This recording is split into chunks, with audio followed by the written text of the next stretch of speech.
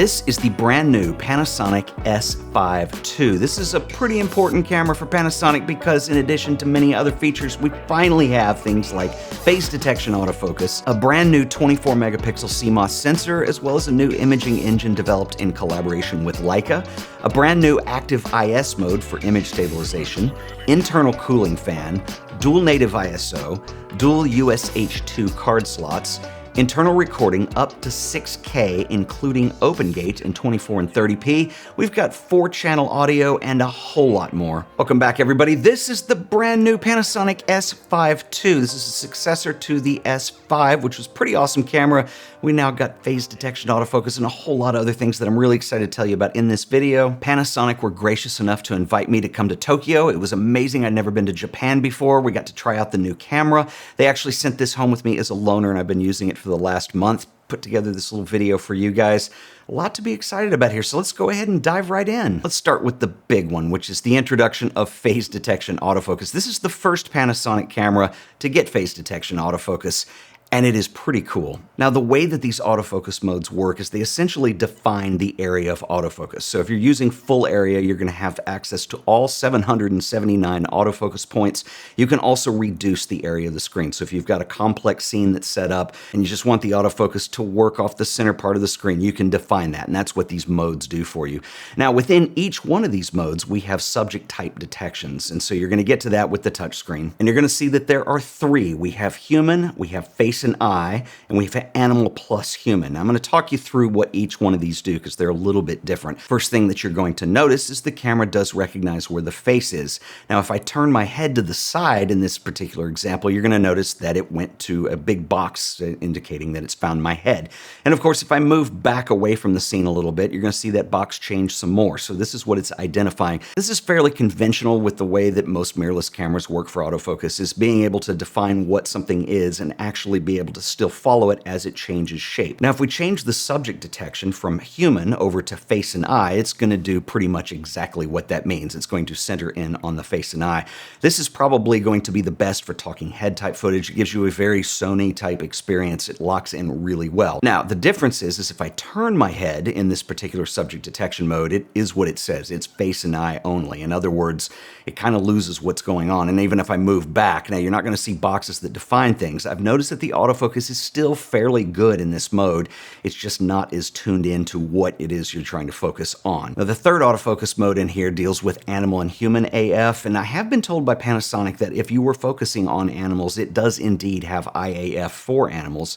It's just not implemented in the UI just yet, so I would expect to see some changes coming up in terms of the firmware and the way it's displayed in camera. All in all, I think this autofocus system works really well, especially when you consider this is generation 1 of phase detection autofocus for Panasonic. It will get better. Now, it is not as full featured as what you're going to find on some of the more modern Sony cameras like the A1, the A7R5, or with the Nikon Z9. They just have more mature autofocus systems, but for more general types of photography and definitely video, I think Panasonic is very competitive now that they've got phase detection autofocus implemented. Now, another new and notable feature in the S5 II deals with image stabilization. So the core system of the S5 II is the same dual IS-II technology that we saw in the original S5. We've seen it in other Panasonic cameras as well. It's one of the best out there and it's one of my favorites, and they've just made it even better. So now we have a new boost mode for image stabilization that Panasonic are calling Active IS. So I actually have tied this to one of the function buttons so I can toggle it on and off depending on when I want to use it. Now, when you engage Active IS, what happens is the camera starts to analyze the horizontal, vertical, and rotational motion of the camera, takes that into consideration, and it gives you something that is extremely steady. In fact, even as it states in the camera, this is essentially going to emulate the camera being on a tripod. It really is that smooth. Now, as good as it is in essentially emulating just a tripod locked off type shot, the only thing it doesn't do well is panning. So that's why you want to be able to toggle it on and off. Now, the really cool thing is I just tie it to one of the function keys on the front of the camera, so it's really easy to toggle back and forth when I need it or when I don't want it. So all of the samples that I've been showing you, I've just been hand holding the camera in its most ergonomic position. Some of you may be wondering about a more difficult position, which would be filming yourself where you're vlogging and you're actually holding the camera away from you. I can give you some comparison tests here, so let's go ahead and roll with those. One of the improvements that we have on this camera with image stabilization is we now have an active IS mode. I've assigned that to the the function key on the front of the camera, and I'll go ahead and engage that. The difference between the two, now we have it on, is this is supposed to emulate what you would see on a tripod, so it's the most steady it can be. It's not recommended for situations where you're going to be doing panning shots, but it does hold up really well. I'll turn that off, and you can see there is a slight difference. But I think that Panasonic really have had some of the best image stabilization in the business, and that is no different with the S5 II, and it's gotten even a little bit better. And if we compare it to the Canon R5, I think the Canon R5 has had decent image stabilization.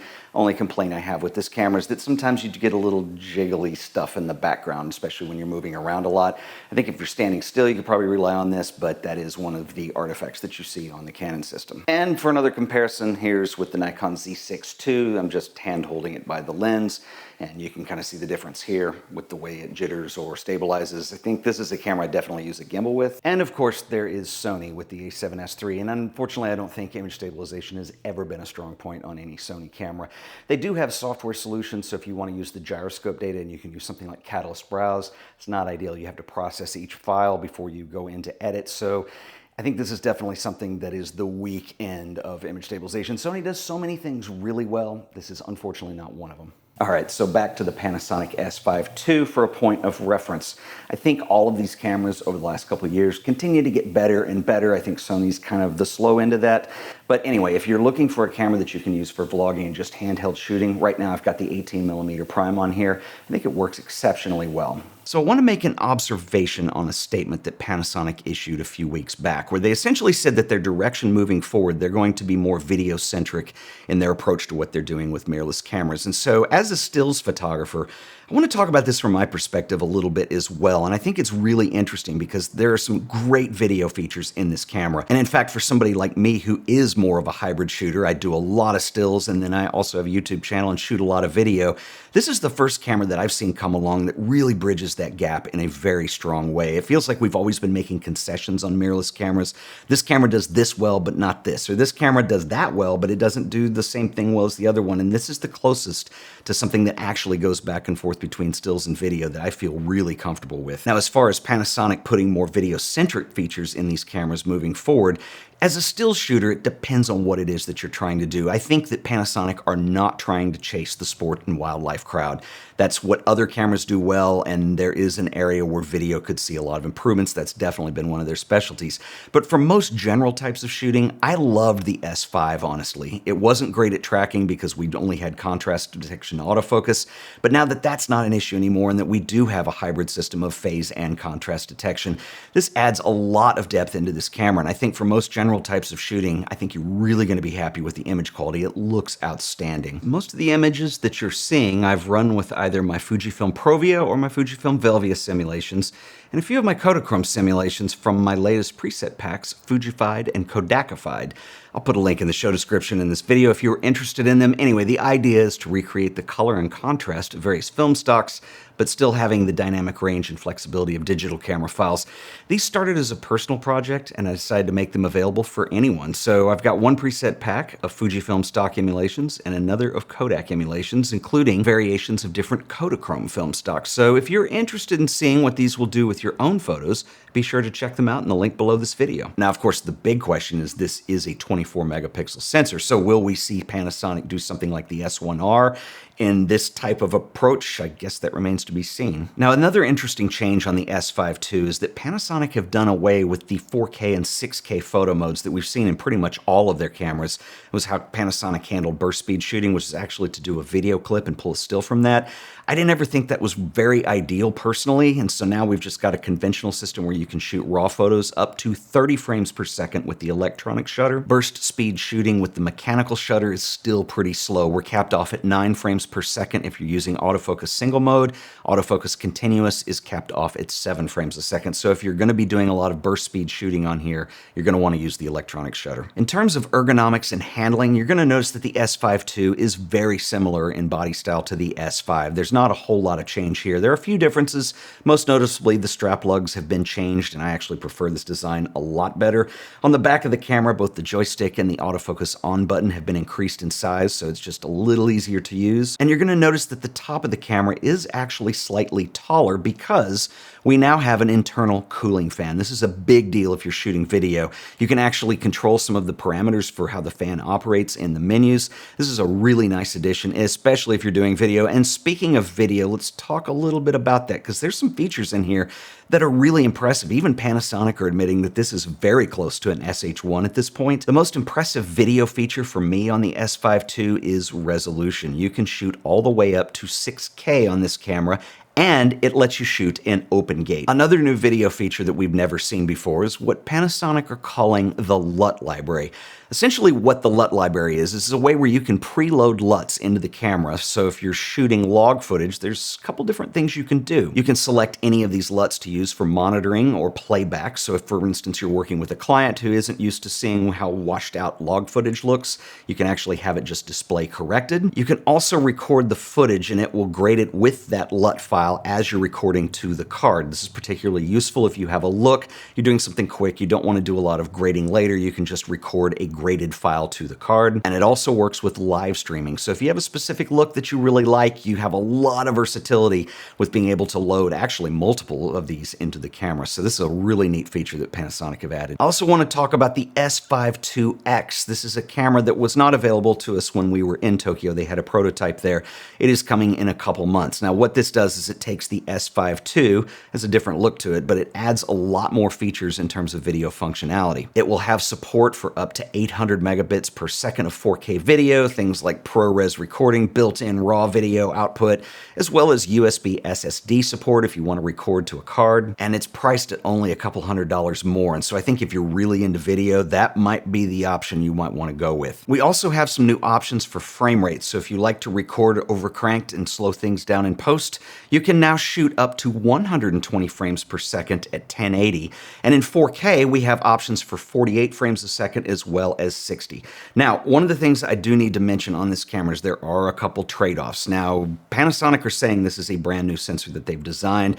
They have their new processor, the engine there is co-designed with Leica. It's supposed to be a lot faster for video readout, but we are still capped at the readout of the sensor. And it's a 24 megapixel CMOS, so that means we are going to have a slight crop at 48 and 60p when you're shooting 4K. There is another trade-off I should mention, and so while this camera will shoot 10-bit video across the board at all resolutions, including 6K, 6K open gate, there are some limitations as to what it can do. So with most of the slower shutter speeds, you are going to have the option for 422 footage, but when you get into 6K, for example, it does drop to 420. Just means a little bit less flexibility in how far you can push your file, but as long as your exposures are pretty good, I think it's a fair trade-off and it gives you a lot of versatility. So a few observations on the Panasonic S5 II. So first of all, this is a camera that Panasonic desperately needed to get phase detection autofocus working, and hats off to them, they finally did it.